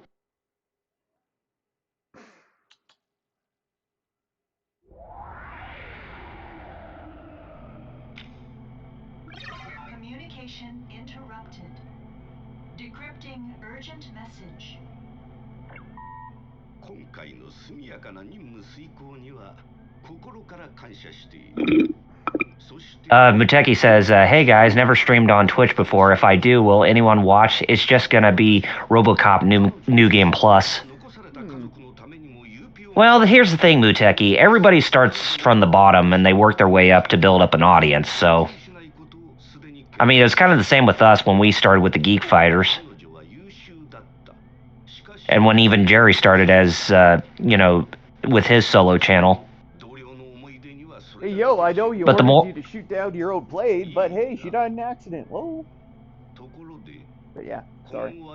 he says, you know what? Never mind. I like playing games myself without distractions. Oh, okay, fair enough. Mm-hmm. But hey, if you were to stream more, then you actually build up more of a following, and you actually can interact with fans a lot more than you would when you first started. Communication interrupted. Receiving emergency broadcast. すべての配信コマンドを通じてニュース速報をお伝えします。ユーピオの代表議員で、先の Now we're getting the news report about us shooting down the jet. の代表を平和的な解決のテーブルに座らせた功労者として知られるガブリエル I'm always reminded of watching the DC animated originals movie Part 1 and Part 2 of The Dark Knight Returns when they kept having those news broadcasts happen. Mm-hmm. Which is funny because those are in the comic.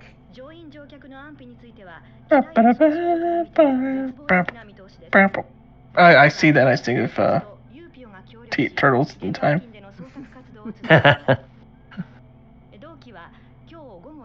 Muteki says, well, that's your fault. Well, oh well.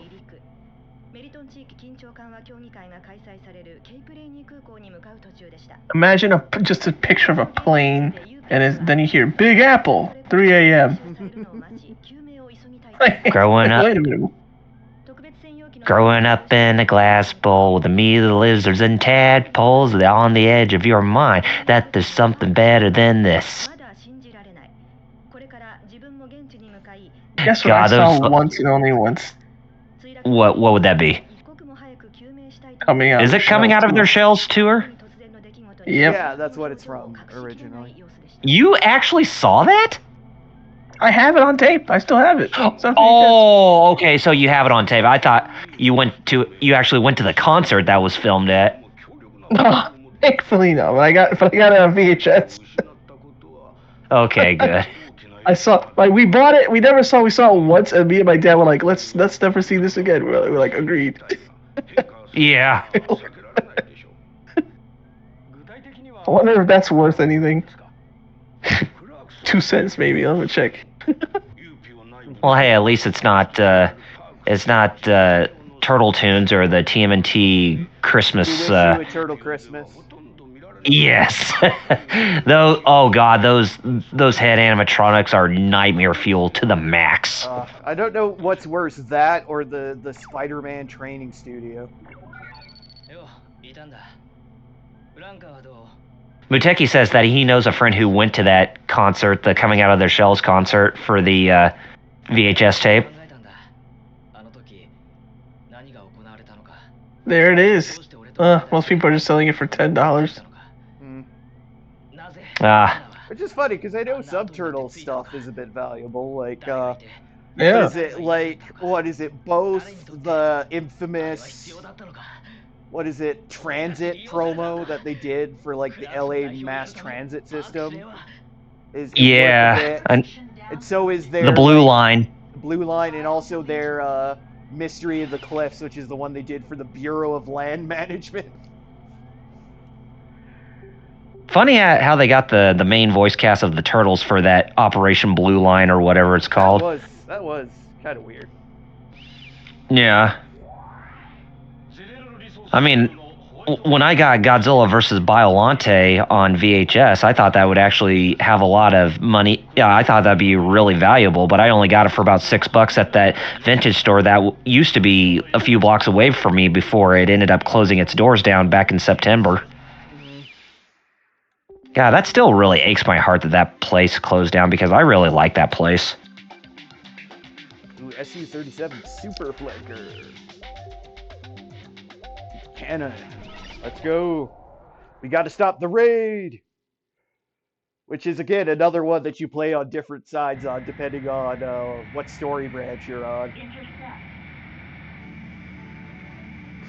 But yeah, it's just like a lot of those songs from the Coming Out of Their Shells tour are like Spinal Tap, like the songs you hear from Spinal Tap. Just completely ridiculous. I mean, it's kind of like listening to anime songs in a sense. Anyway, what were you gonna say, Metal? No, come on. Oh God, come the fuck on. This thing can't go high enough.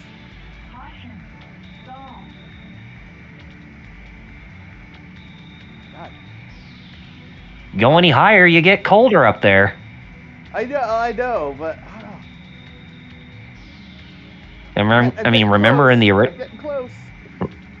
remember in the original Iron Man when Tony Stark tried to go up See, that's into the space problem. and his suit started to freeze up a bit. Eat this. So long story short, we can get the high altitude bombers.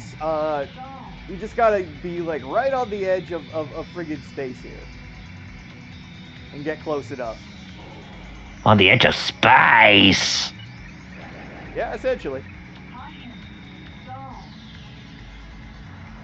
Gosh, I said what movie? I think when we were talking about the coming out of their shells VHS tape. Yes. Okay, Muteki. So guys, Resident Evil, Jill Valentine or Claire Redfield? I was more of a Claire Redfield I know all person. about Claire. Oh yeah. Seeing the pictures I'm looking at right now that I rendered for Blender, you can see.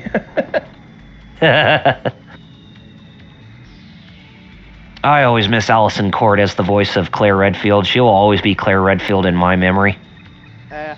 She'll always be the clown on the big comfy couch. Or you could say wow.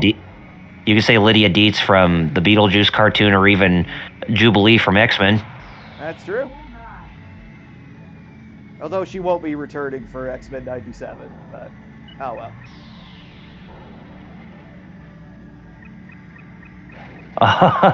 Muteki says, "Oh, double R, that scene from Code Veronica with those jeans, that Claire roar."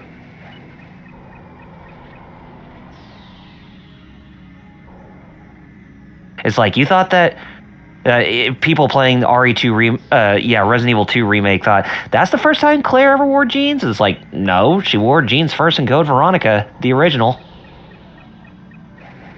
That is truth. I really hope that Code Veronica is the next game that they're remaking for the RE engine. I mean, even though I wouldn't be in favor if it. Yeah. One thing I don't get is that a lot of publications say that they treat Code Veronica as a spinoff more than a mainline entry, but I tend to disagree because there's a lot of stuff in the main that they talk about in that game that actually still is affected within the main continuity.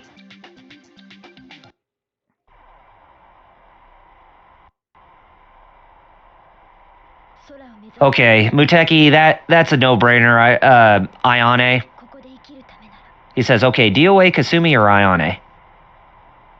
Yeah, I've been an Ayane mark forever. I mean, Kasumi, she just is a black and white character, if you know what I'm talking about. She just doesn't seem like she has really anything substantial that makes her stand out as a character. Lord Doom says that he fell down an amazing rabbit hole. Oh, please explain, Lord Doom. What was that rabbit hole all about? One Alice in Wonderland fell through. I don't know. He says apparently if you do the superhero pose, it increases testosterone production. That's true. I need to start spamming that pose. Start finally losing weight. Woo! Hormonal imbalances. Woo! You want to increase your testosterone production? Do the Jack T poses. I'm really surprised at that video you told me that short actually was getting a lot of traction on TikTok. Yeah, no, I'm gonna check right now. Let's see what's in that now.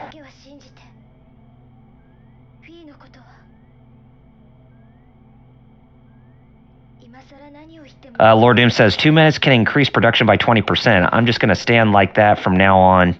Dang. My dad used to stand like that all the time. No wonder he was Kiryu back in the day.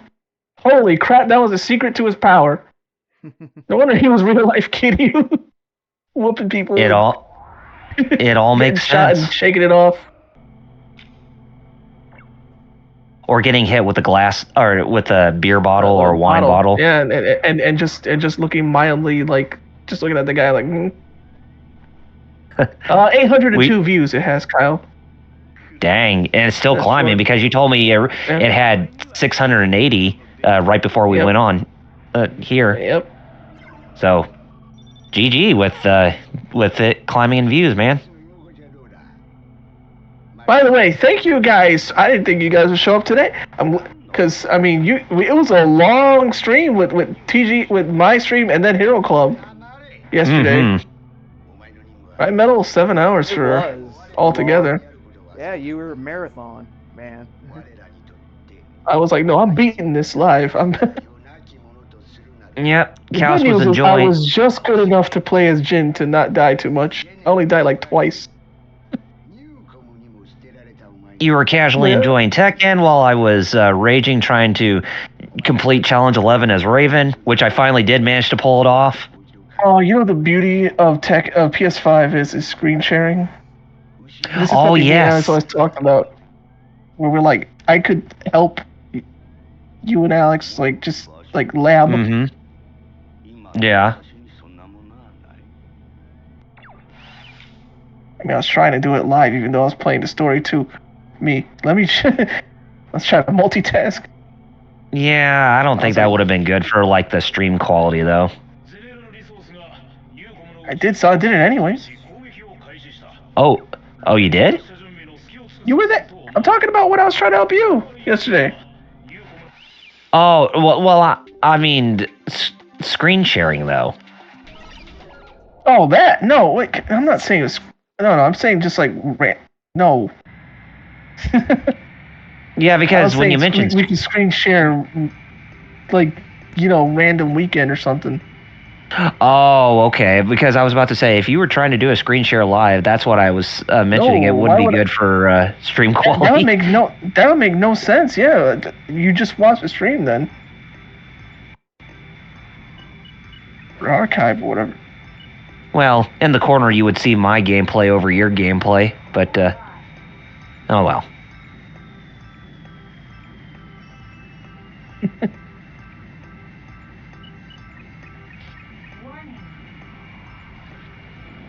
You could also have watched the stream. Well, I mean, I was watching the stream. So I remember I was like, because I played Master Raven, so I knew, and Raven basically, Master Raven was Raven anyways. Yeah. So I was like, yo, I have some knowledge here I can use to help you with. Yeah. I like how eBay sends me an email now. A new device is using your account like all later. I'm like, yeah, that was me. You should have. And funnily enough, your knowledge did help me out a bit, especially when trying to get through some of those later challenges in practice mode. Trust. What I want to do is another Tekken stream. Maybe Tekken Thursdays and KOF Tuesdays. I don't know. We'll find out. Oh my god! It's Hitler on that codec. Oh boy. But anyways, what I want to do in future Tekken, like a future, is like literally stuff to help new players. Nice. Oh, kind of like how Roy Shark helped us in some of those fight games. That's what I like to do. Man, I miss him already, even though he retired from that. He did retire. Yeah. I was like, dang, bro. You were a really big help, Roy Shark. Yes, he was. Really wish he would come back, but hey, we respect your decision. Yeah. Muteki does say a couple things. He says, yesterday was good, packages and games and stream, and Hey Metal was on SoundOut's Discord and talks that Omega Prime is next HasLab. And then the funny thing, one guy dismissed him on Omega Prime last year, and now Peep's talking. I mean, it could be Omega Prime, though. Though myself in wheelchair aren't so certain, but weirder things have happened. So. Sense.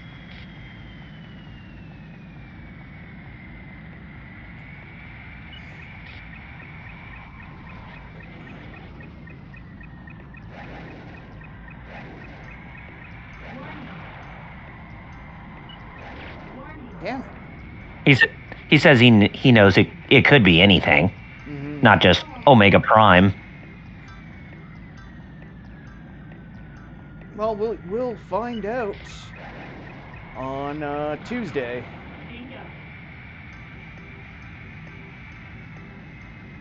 It should be a fun time.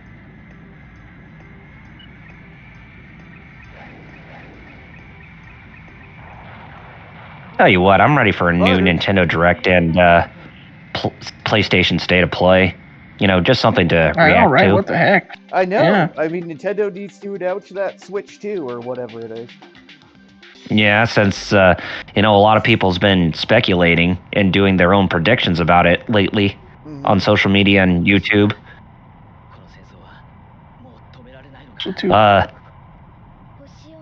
Lord Doom says that his new lightsaber should be within his reach next week, and he is pretty hyped. Nice. Oh, Muteki, we are glad that clown is finally going to be out of Sony or PlayStation Worldwide Studios.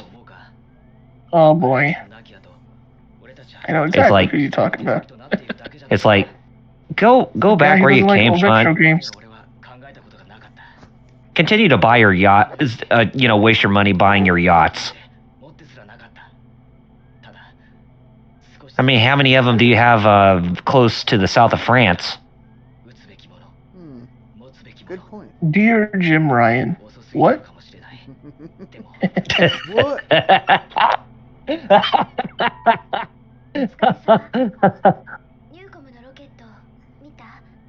Oh God, Muteki, you put me in. It's like you're forcing me into that corner. It's not even funny. He says we only had two choices for best CEO, Jim or Bobby. Oh. Golly. The lesser of two evils. Can heading out be a third option, Muteki?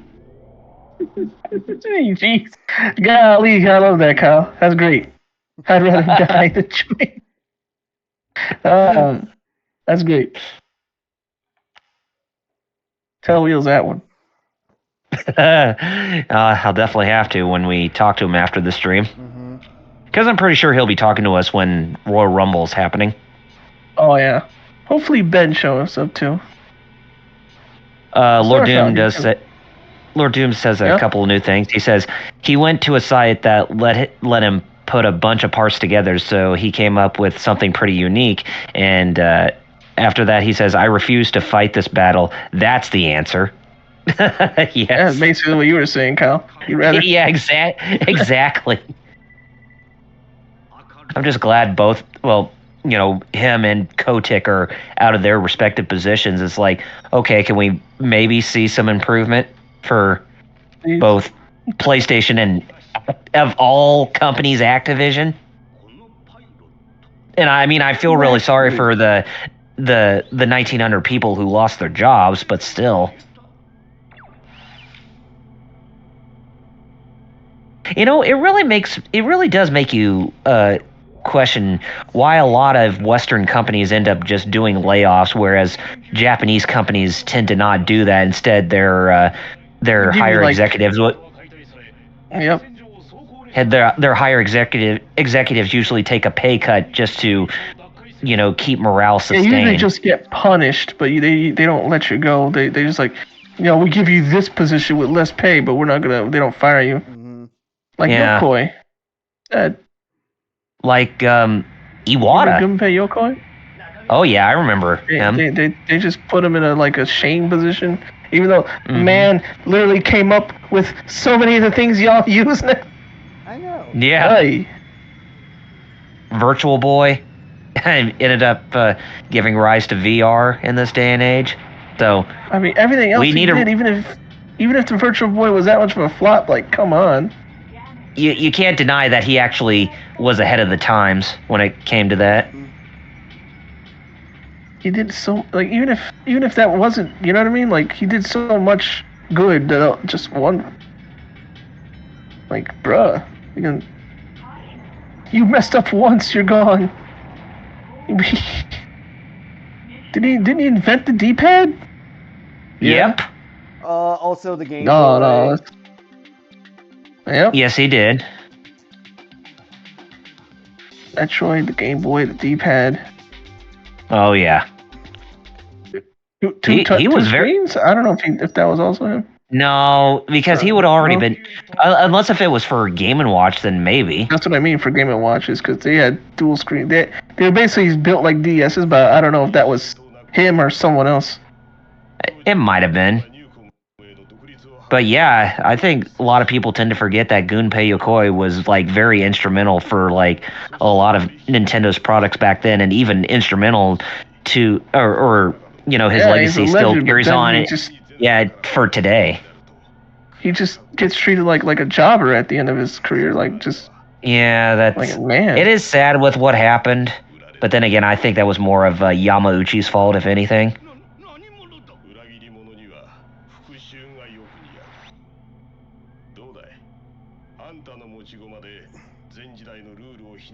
You remember that time when the Wii U was doing badly in terms of sales that Iwata took a pay cut for like 2 times to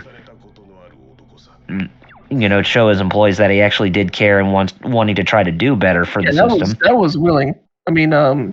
Yeah, willing. But what's the other word for that?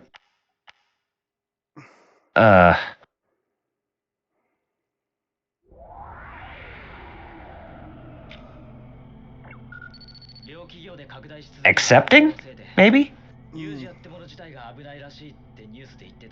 Could you say willing? Maybe accepting? No, well, you know what I mean. He did it willingly. I just I don't know. Yeah. I guess. Oh well. It's like, there's got to be more. There's really got to be more people like him. I feel, with that type of. That is true. That's how it'd be sad, but that's. I mean, sure, maybe a lot of people didn't like the way how he ran business or how he brought about the Wii U and the 3DS, but you can't deny that he actually did some good out of the kindness in his heart too. Oh, yes, the wonders of nanotechnology, where we have to go drop some sparkly stuff on some nanobytes so the world doesn't turn to gray goo. Nanomachine, son. Yeah, basically.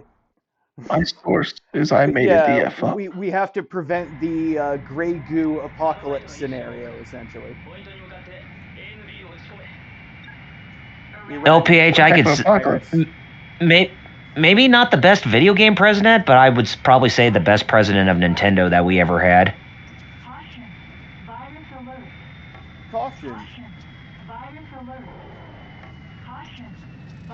Oh God, it's like you're about to do Raging Demon on those targets. I know. Look at how red the screen is. Yeah, because of the sunlight. Yeah, virus alert. Virus alert. Virus alert. Oh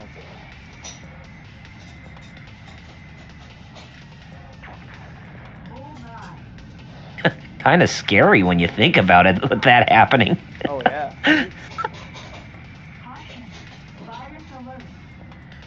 Friggin' virus alert. Damn.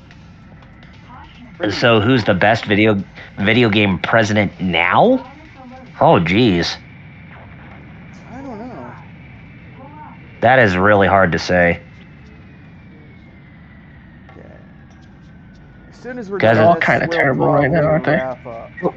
Well, he may not be president, but I would say probably the best boss for like a video game company would have to be Phil Spencer. Right now, at least. Yeah, that's true. It would be Phil. Yeah.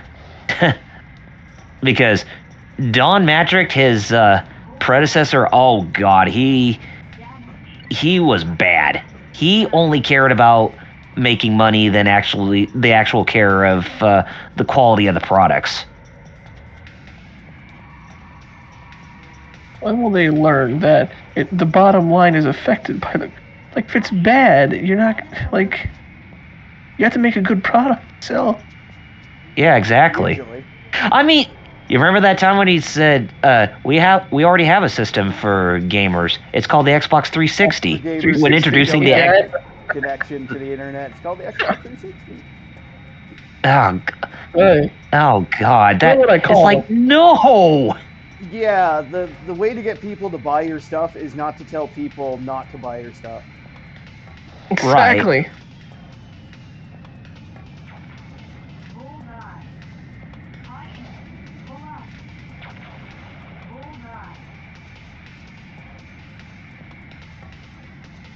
Bullseye. Muteki says he enjoyed the new Top Gun film, but disappointed Goose actor couldn't come back. He could have come back as Ghost Goose.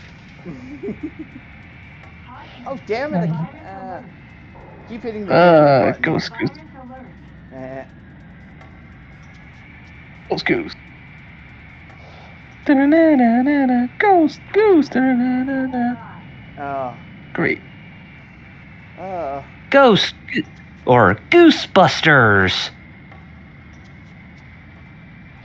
Well, Metal, you live in Canada. Well, I'm So about goose busting would be something you would need. Yeah. You know, Sometimes. goose busting would actually make me feel very good because you know how much of an asshole that gooses are. I'm saying Canadian, where Metal is, those geese. Oh yeah, even Ron White's called those little assholes terrorists, Canadian geese. They can be. Just, yeah, don't piss one off. They're all yelling Repukin and Raging Storm. Predictable. they look at you all cocky with their beady little eyes, and when they're walking by you, they're like, "Bitch." They go around saying they'll stain their hands with your blood, like and then after they beat you up, I heard a Canadian geese tell me, "Let's boogie duty." Caution. Virus alert. Caution. Virus alert. Caution. Virus I have to show you that, Kyle. Let's boogie duty. Yeah. Damn. Yeah, you would have to show me that because I'm like, what?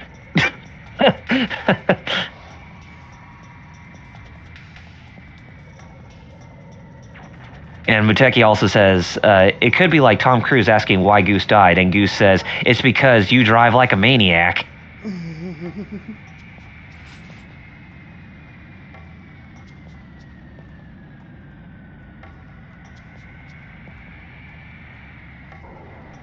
Oh. Of course, the only Goose I know that's on YouTube is the Gaming Goose.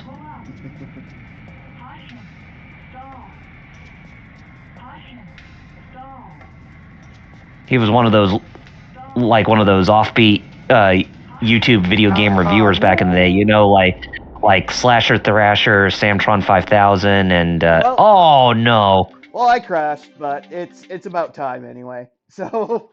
Yeah. Dang. Connection lost. Wah, wah. Anyways, thanks for obviously we'll pick this back up next week, but thanks everybody for coming out to the premiere of Ace Combat 3 Electrosphere.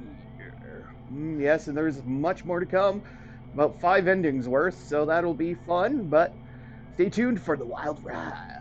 You might just learn a little something about the wacky world of Strange Real. And it is very strange and very real. Anyways. I guess, I can't remember who went first last time, if it was myself or Double. Yeah, it was you. It's my turn this time. Well, go ahead. Okay. All right, guys, you can follow me on YouTube and Twitch at Double RPG Reviews. YouTube's my bread and butter when it comes to content, whereas Twitch is secondary, as I stream on there mostly, but I also stream on YouTube at the same time as Twitch via the website Restream. So be sure to follow me at both those websites for all your streaming needs and all your content creation needs whenever you get the chance. And you can stay up to date with me through Facebook and Twitter for your social media feeds. So be sure to check me out on both Facebook and Twitter at Double RPG Reviews. And that's it. Nice. Well, as for me, I am Metal Blue Eyes. You can catch me on YouTube at Metal Blue Eyes, where I do Yu-Gi-Oh content, so check it out. Also, you could check me out on X at Metal Blue Eyes 0, and I stream for Hero Club across social medias at Hero Club for Life Wednesdays at 9 p.m. Eastern for our weekly news show, and Fridays at 9 p.m. Eastern for just our chill and games. So that should be interesting this week. Anyways, thanks for tuning in, and we'll hopefully see you around. But first things first, Fighter Cows. Yeah. Well, you can follow me on Twitch, twitch.tv/FighterCows. I stream Tuesdays and Fridays at 4 p.m. Eastern. Tuesdays is King of Fighters. Fridays is Fate Grand Order. I'll probably throw Tekken in there somewhere, but for now, that's the schedule.